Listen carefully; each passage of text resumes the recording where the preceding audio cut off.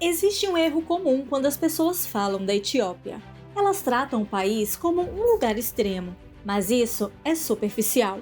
A Etiópia não é extrema, ela é, no mínimo, contraditória. No mesmo ambiente você encontra gelo, ácido, savana, vulcão ativo, rios permanentes e desertos onde nem bactérias sobrevivem. O erro está em achar que isso é apenas variedade, mas não é.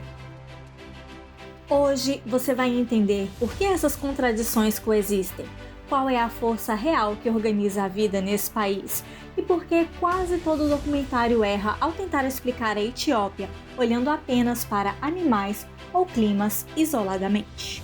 E no final, você vai perceber que não é um fator único que manda aqui, é uma regra invisível que conecta todos eles.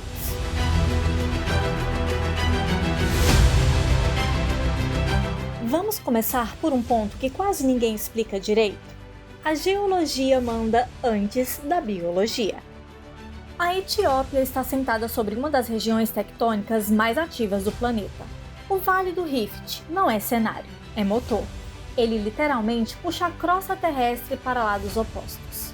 E isso cria altitude extrema de um lado, depressões profundas do outro, vulcanismo ativo e uma circulação térmica instável. E o resultado de toda essa contradição são climas incompatíveis coexistindo no mesmo país. Não é que a Etiópia tenha tudo, ela tem tudo porque o solo força isso. E aqui está a primeira regra importante.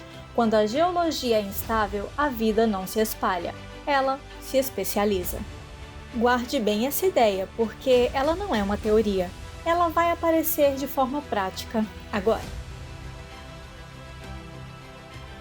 As montanhas Simien e Bali não são apenas frias. Elas são ambientes de baixa margem de erro fisiológico. Acima de 3.500 metros, o oxigênio cai. O metabolismo precisa gastar menos energia. O desperdício energético vira morte. É por isso que você não encontra diversidade aleatória aqui. Você encontra especialistas extremos.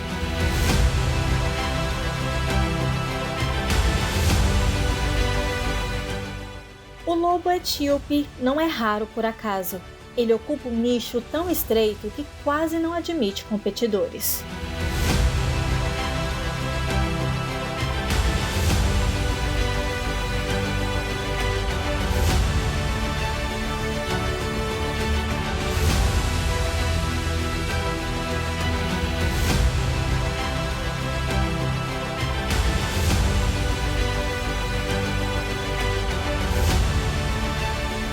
Os babuínos gelada não comem grama porque gostam.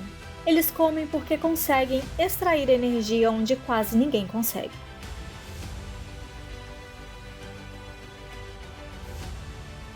Nessas belas montanhas aparece a regra na prática. A altitude não seleciona força, seleciona eficiência metabólica e organização social. E isso só funciona até certo ponto. Agora vamos para o extremo oposto, a depressão de Danakil. Esse lugar não é apenas quente, ele ultrapassa o limite químico da vida. Em Dallol, o pH é extremamente ácido, salinidade é absurda, os gases tóxicos, as temperaturas constantes acima de 45 graus. Aqui acontece algo diferente das montanhas, o ambiente não seleciona os mais eficientes, ele simplesmente exclui. Não existe adaptação gradual, existe presença total ou ausência total de vida. E esse é o ponto que quase ninguém entende. A depressão de Danakil não é apenas um ecossistema, ele é um filtro absoluto. Mas o que acontece quando nem a especialização é suficiente? E agora vem a virada que costuma confundir todo mundo. Se um extremo seleciona e o outro extremo elimina, por que então a Etiópia abriga uma das maiores concentrações de vida do leste africano? A resposta não está nos animais, está na estabilidade da água. O Lago Tana e os sistemas ligados ao Nilo Azul não existem apesar do Rifite. Eles existem por causa dele. O mesmo processo geológico que cria desertos, cria também zonas onde a água é previsível, e previsibilidade na natureza muda tudo. Aqui, a vida não precisa ser agressiva, ela precisa ser sincronizada. Onde o solo é instável, a vida desaparece, mas onde a água é constante, ela se organiza, se repete e, claro, se multiplica. Agora podemos responder a pergunta: quem manda na Etiópia? Não é o predador, não é o clima isoladamente, muito menos a cultura. É a interseção precisa entre geologia, temperatura e acesso previsível à água. Os animais não são protagonistas, eles são soluções temporárias para equações ambientais muito específicas. E é por isso que existe tanta contradição, tantas espécies raras e tão pouco espaço para generalistas. A Etiópia não é um lugar onde a vida floresceu, é um lugar onde a vida foi forçada a acertar. E cada espécie que existe ali é o resultado de uma equação extremamente restrita. E quando alguém diz que a Etiópia é caótica, na verdade está apenas olhando para os efeitos sem entender a regra. Se esse vídeo reorganizou a forma como você pensa a natureza, não quebre o raciocínio agora.